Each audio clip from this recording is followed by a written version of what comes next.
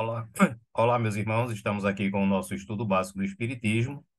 Esse é o volume 2 do nosso estudo básico do Espiritismo. E para quem está vendo esse vídeo pela primeira vez, ele faz parte desse estudo completo da doutrina espírita, que é o SCDE, composto de vários cursos, né? Já tivemos o estudo básico do Espiritismo, volume 1. As aulas já estão todas publicadas aí no nosso canal, são 69 aulas. E agora estamos no volume 2, que é a parte mais, digamos assim, mais avançada, mais aprofundada, não é? Mais direta, digamos assim, dentro do nosso estudo da doutrina espírita. Então, esse é o módulo um, Fundamentos Básicos. Estamos no roteiro 17, não é? Que trata do espírito. Essa é a segunda parte. Então, na aula passada, tivemos a primeira parte desse assunto. E na sequência, né, de todas as aulas que já publicamos aqui no nosso canal, essa é a aula de número 109. Então, aquelas pessoas que estão vendo o vídeo pela primeira vez, que quiserem realmente estudar o Espiritismo, nós aconselhamos a começar lá do volume um, tá certo? Do estudo básico, desde a primeira aula. Bom, eu vou diminuir aqui,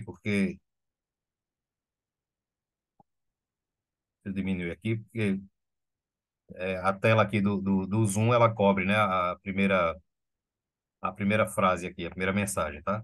Então, Deus é a causa primária de todas as coisas. Do seu pensamento verte uma energia espiritual pura e simples, que formará, através da matéria mental, uma camada mais grosseira em torno de si.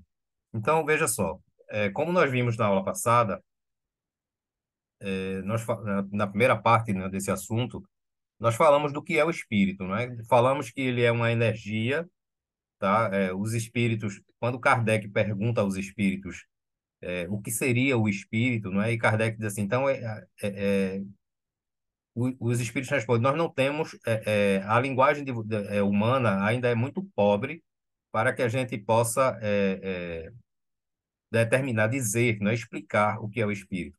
Mas podemos dizer que o espírito é uma energia, como se fosse uma chama, um clarão, ou seja, é como se fosse um foco, um relâmpago, não é um foco de energia luminosa.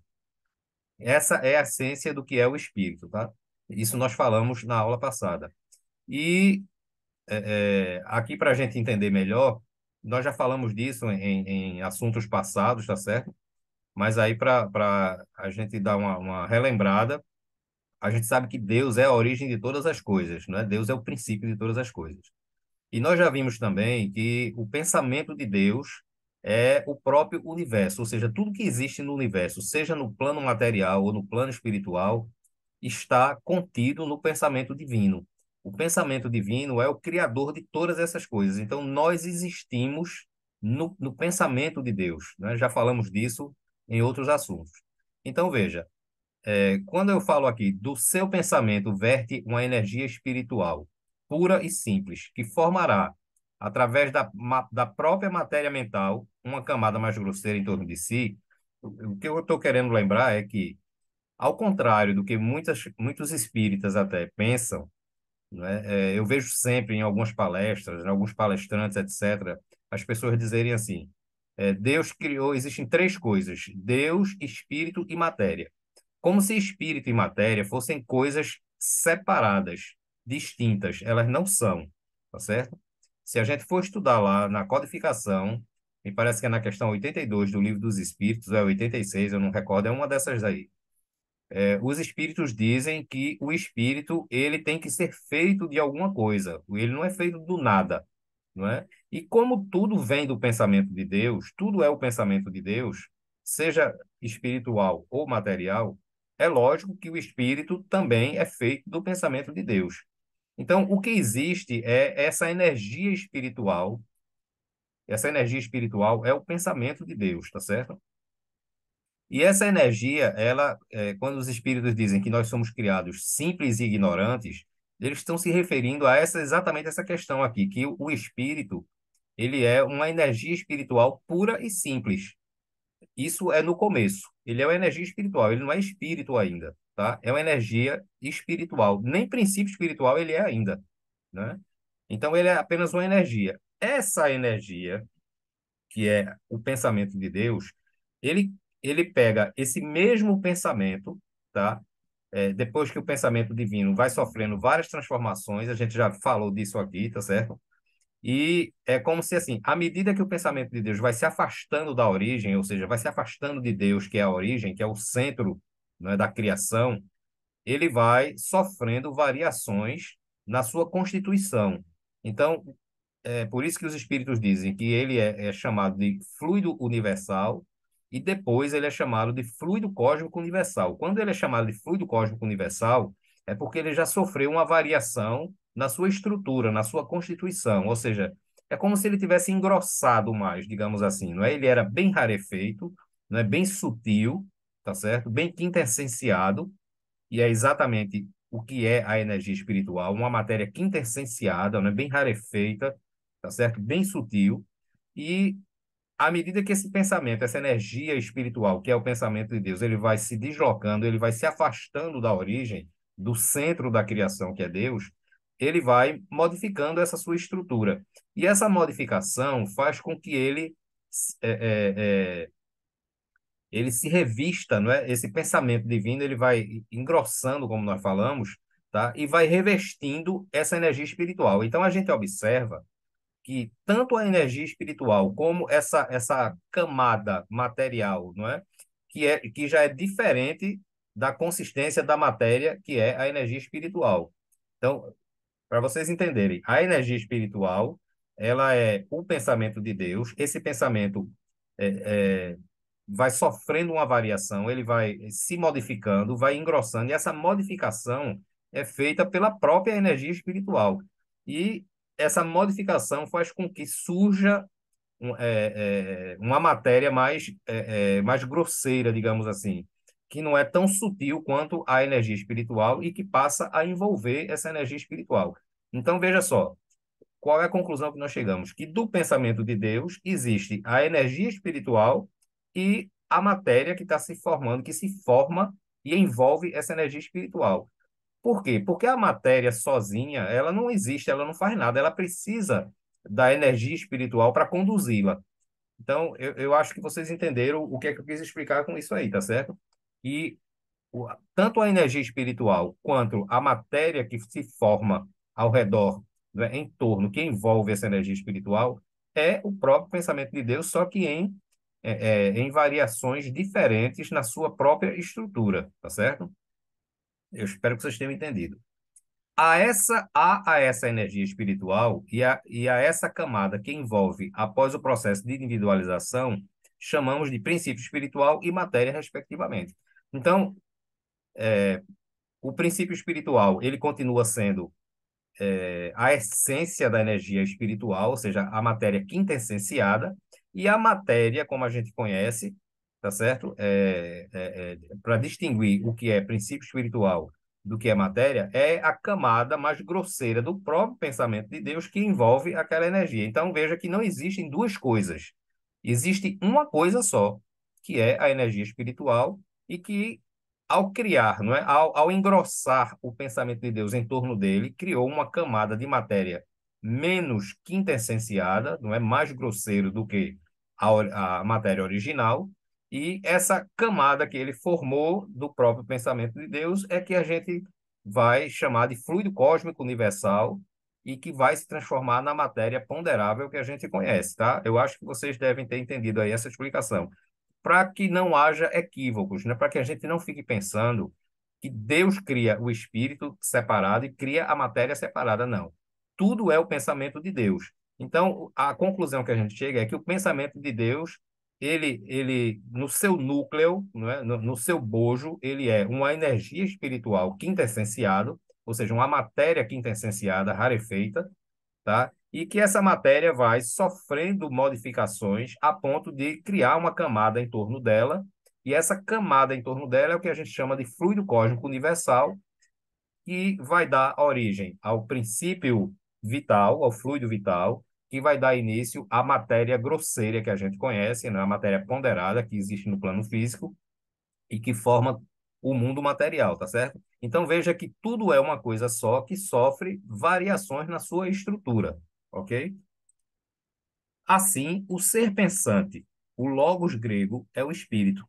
A matéria é apenas um veículo, o corpo que o espírito utiliza para a sua evolução.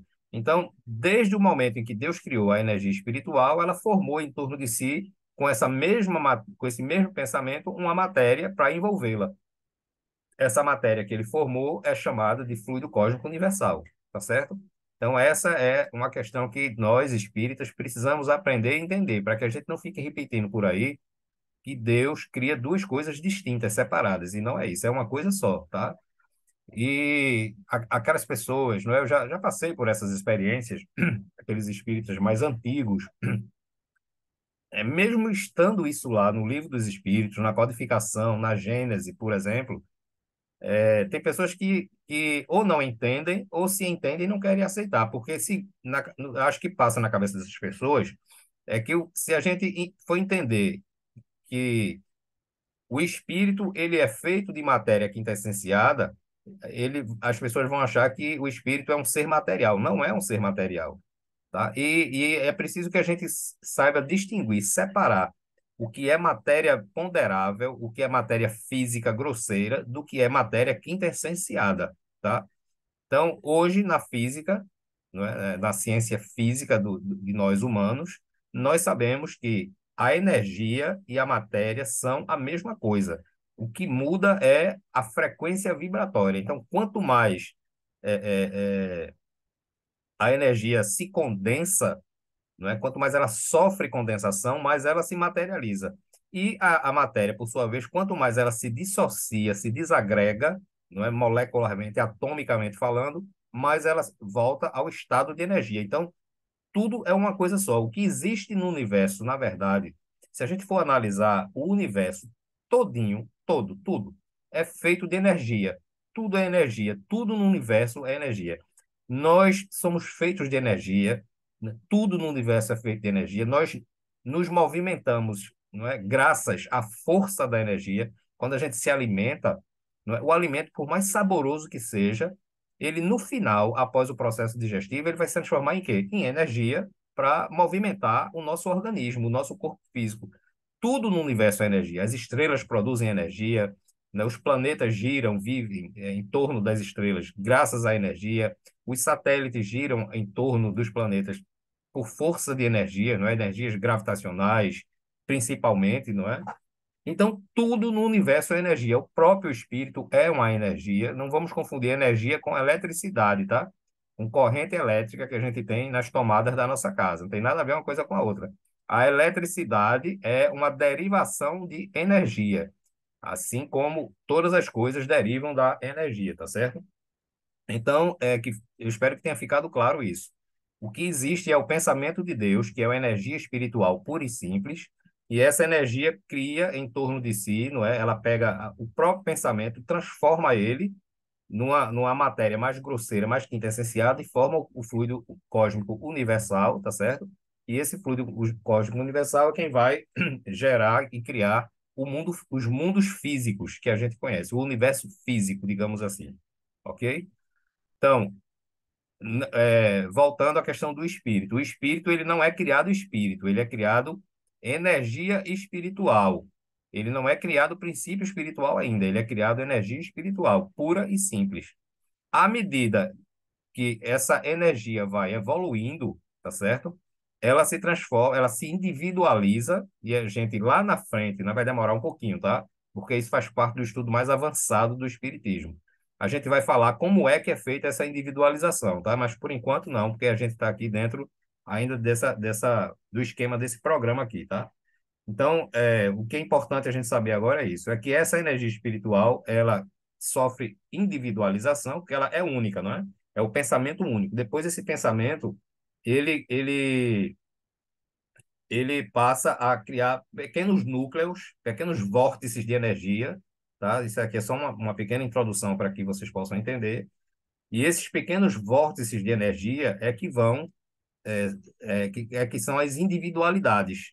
E a partir daí, essas individualidades se transformam em princípio espiritual ou princípio inteligente, e matéria, tá certo? Então, não são duas criações distintas, é a mesma coisa que se expressa de duas maneiras, como energia espiritual, ou princípio espiritual, e como matéria. Continuando. A alma é o espírito encarnado. Então, eu falei na primeira aula, né, que quando a gente for estudar o conceito, né, a definição de alma, a gente vai ver que ela é diferente do que a gente entende aqui. Mas como é generalizado, né, entender esse conceito de que a alma é um espírito encarnado, a gente vai continuar por aqui usando isso aqui para não complicar mais, tá certo? O espírito é o ser inteligente da criação que povoa o universo e engloba todas as encarnações, tá? Então, por aqui, por esse texto aqui, a gente vai entender que o espírito, ele está liberto, não é? Ele está fora do corpo físico, ele é o ser independente de corpo. Quando ele forma um corpo e encarna, né? Ou reencarna, dependendo da situação, a encarnação é a primeira vez, não é? Reencarnação é porque ele já teve outras encarnações, tá? Então, quando ele forma um corpo físico para encarnar ou reencarnar, ele é chamado de alma. Então, o que a gente deduz aqui é que o espírito é a individualidade e a alma é a personalidade. Cada vez que um espírito encarna, ele forma uma personalidade. Por exemplo, hoje, o meu espírito, que é a individualidade, não é? E que já teve várias encarnações, eu não tenho a mínima ideia de quantas foram, tá certo? O espírito é a individualidade, é o todo. Tá? E a alma é exatamente quando o espírito está encarnado. Então, hoje, o meu espírito, espírito, não é o meu espírito, né? Porque eu não tenho um espírito, eu sou o espírito. Aliás, é muito comum a gente dizer, o meu espírito está fazendo isso. O espírito de fulano, não existe o espírito de fulano, nem o espírito meu, nem de ninguém. O que existe é espírito. Então, por exemplo, a gente diz assim, o espírito de André Luiz falou isso. Não é o espírito de André Luiz, é o espírito André Luiz. É o espírito Ricardo, é o espírito João, é o espírito Pedro, é o espírito Maria, é o espírito Marta, e assim vai. Porque quando a gente diz é o espírito de fulano, é como se a gente existissem dois seres, o espírito e o corpo, não são dois seres.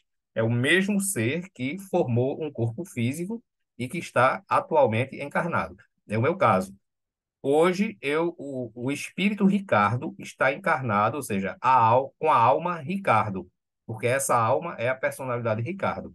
Mas o espírito Ricardo já teve várias encarnações, ou seja, já teve várias personalidades.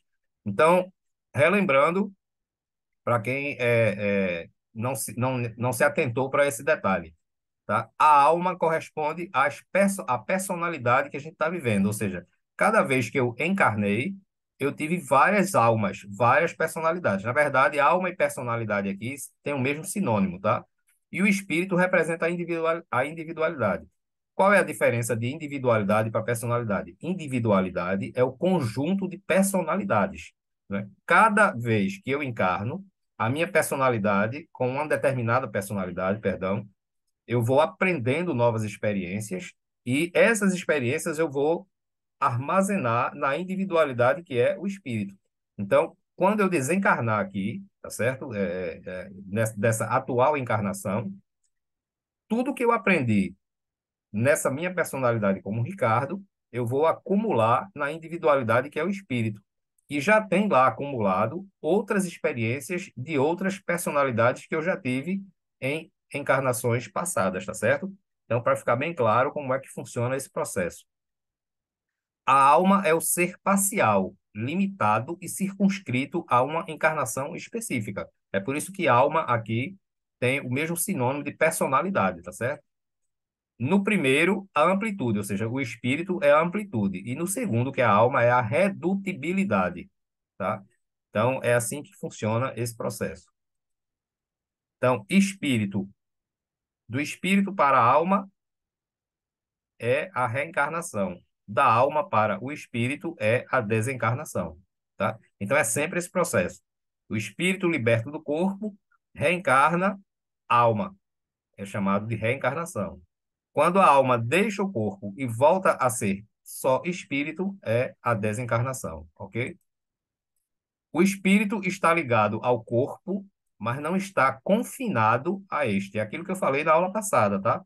O espírito Ricardo, ele não está dentro do corpo físico Ricardo. Ele não está. Ele está envolvendo o corpo físico de Ricardo, tá? Que hoje é Ricardo. Então, o espírito nunca sai do mundo espiritual, nunca. Ele não pode sair, porque é uma dimensão diferente da dimensão física. Ele não pode sair da dimensão. Então, vamos imaginar que seja aqui, ó, o espírito, né, envolvendo o corpo físico, né? Digamos que aqui, eu vou botar esse dedo aqui, é o corpo, tá? Esse meu polegar aqui é o corpo, e o espírito está aqui envolvendo, ó. Ele não está dentro do polegar, né? Ele está envolvendo aqui, tá? Então, a parte do espírito que envolve, não é, que se liga ao corpo físico, é que é chamado de alma. Então, a gente observa que não é o espírito todinho que está lá dentro, não. Ele está no plano espiritual, não é, envolvendo o corpo físico, tá? E coordenando a vida, a existência dessa personalidade que hoje é Ricardo, tá certo? O espírito necessita do cérebro para se manifestar. Então, é através do cérebro que o espírito controla toda a organização física, não é? Repetindo, ele está lá no plano espiritual, envolvendo e se liga ao cérebro para poder, para poder controlar a vida física, ok? O espírito pode ser comparado a um prisioneiro. Isso foi uma definição de Carlos Embassai, tá? Eu botei aqui página 59 a 61, mas eu peço perdão, que agora, nesse momento, me deu um branco, eu não lembro qual é o livro, tá? Eu lembrava até um tempo atrás aqui, depois eu digo para vocês. Depois eu vou ver qual é o livro aqui. Eu acho que não adianta, eu não lembro agora não. Mas vamos ler aqui. O espírito pode ser comparado a um prisioneiro. Este burla o guarda. O guarda é o corpo, né?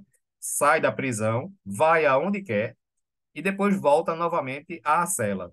Quer dizer, o espírito manifesta-se, pode tornar-se visível em outros lugares, que é o caso da bicorporeidade, enquanto o cérebro fica jungido ao corpo físico.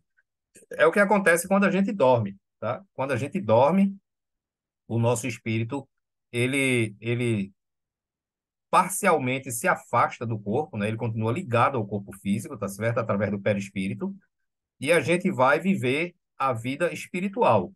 Nem sempre a gente lembra. E quando lembra, é aquela confusão, né? Porque o cérebro físico, ele não consegue acompanhar o cérebro espiritual, a energia espiritual, ele não consegue. Então é por isso que quando a gente recorda de sonhos, a gente normalmente é aquela coisa fantasiosa, bagunçada. Por quê? Porque o cérebro, ele pega partes das experiências vivenciadas pelo espírito durante o sono e quando joga dentro dele, imagine o seguinte, eu vou dar um exemplo para vocês entenderem. Imagine que o espírito é uma caixa d'água de 1.000 litros, né? O cérebro espiritual. E o cérebro físico é um copo de água de 200 ml. Se você pegar 1.000 litros e jogar no copo, o copo vai assimilar, absorver 200 ml, que é o que ele cabe. Ele não cabe mais do que isso. O resto você perde tudinho. Então veja que a experiência que o espírito viveu durante o sono foram 1.000 litros de água. Mas quando volta para o cérebro, só volta 200 ml. Entende agora? Porque quando a gente é aquela coisa bagunçada que a gente não consegue lembrar exatamente o que é. E isso quando a gente lembra de alguma coisa, porque tem pessoas que dizem, eu acho que eu não sonho não, porque eu não consigo lembrar. Você não lembra no cérebro físico, mas todo mundo, quando dorme, se desdobra e o seu espírito vai se aventurar pelo mundo espiritual. O que está fazendo, só Deus sabe o que está fazendo, tá certo? Mas todo mundo, quando dorme, o espírito vai viver momentaneamente a vida espiritual, mas continuando sempre ligado ao corpo físico, tá? O espírito é uma realidade, não podemos negar. Cabe-nos, sim, penetrar mais profundamente nas relações entre o mundo encarnado e o mundo desencarnado, a fim de não sermos surpreendidos quando fizermos a nossa passagem para o verdadeiro mundo, ou seja, o mundo dos espíritos.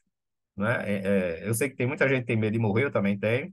Na verdade, eu já expliquei aqui, não é? Acho que a gente não tem medo de morrer, a gente tem medo de como a gente vai morrer. Né? E também tem a questão do apego, né? A gente se apega à vida da gente, as coisas materiais que a gente tem, a gente se apega aos amigos, se apega à família, se apega ao pai, à mãe, à esposa, ao marido, ao filho, à filha, ao animalzinho de estimação, a gente se apega a tudo, né? E o medo de a gente perder isso aí é realmente assustador, não é? Todos nós temos medo disso. Mas por mais que a gente tente esconder isso, não falar disso, né, fugir disso aí, o fato é que todos nós vamos deixar o mundo físico algum dia, porque isso faz parte da vida, né? Isso faz parte da evolução, tá certo? Por mais doloroso que seja, por mais aterrorizante que possa parecer, o fato é que todos nós não viemos aqui para ficar definitivamente nessa personalidade, né? Precisamos devolver esse corpo, né, ao universo para que esses átomos se decomponham e retornem ao universo novamente e formem outros corpos. E a nossa individualidade, o nosso espírito, que é infinito, não é, que é imortal, ele vai continuar. A gente vai passar um tempo lá no plano espiritual. Agora, o que é engraçado é o seguinte: os espíritos dizem a gente o seguinte, que quando a gente está no mundo espiritual e a gente sabe que vai encarnar, o chororô é grande ainda, porque a gente não quer sair de lá, não é? Porque quando você está no mundo espiritual, é que você sabe conscientemente o quanto é difícil estar encarnado, porque as provações materiais são muito mais difíceis do que as experiências que nós passamos no mundo espiritual. Sem contar que quando a gente volta, a gente vai reencontrar, não é isso? Dependendo, isso é caso a caso, tá? Mas a gente vai reencontrar outros familiares que nós amamos, que nós tivemos em reencarnações passadas, outros amigos que nós tivemos, como também vamos encontrar vários inimigos que nós fizemos, né? Infelizmente, nós fizemos muitos inimigos em encarnações passadas. Ou seja, e aí quando a gente passa a conviver com essas pessoas de novo, que a gente sabe que vai voltar e formar uma nova família, aí a gente fica realmente perturbado. Então, os espíritos dizem que a dor, o sofrimento de um espírito em saber que vai encarnar é muito maior do que a dor de um espírito que sabe que vai desencarnar, não é? Do medo que a gente tem, etc. Tá certo? Então, com isso aqui, a gente encerra essa segunda parte, não é? Esse assunto do espírito é um assunto grande, tá? E parece que são 5 ou 6 partes que nós vamos ter aqui. Mas, como eu já falei antes, não temos pressa. O interessante é a gente estudar e aprender. Estudar porque toda vez que eu vou dar uma aula aqui, eu estudo o tema, né? Eu não vou me arvorar e dizer que sei, porque espiritismo é uma coisa fácil de aprender, mas é uma vastidão de conhecimento, né? Então, não existe ninguém que sabe tudo de espiritismo, não existe ninguém que sabe tudo de absolutamente nada. Eu também não sou professor de espiritismo, tá? Não me considero nada, eu só sou um estudioso do espiritismo. Sou espírita, gosto de estudar o espiritismo e cada aula que eu boto aqui, eu estudo antes, né, para não falar besteira aqui. E assim mesmo, às vezes eu falo, tá certo? Então, que a paz do Senhor fique com todos vocês. Aqui está aqui o meu e-mail para qualquer contato que vocês precisarem, tá? E aqui também o endereço do nosso blog, se vocês tiverem interesse em visitar, onde a gente está sempre publicando lá uns assuntos interessantes, tá certo? Então, muita paz para todos e que Jesus nos abençoe.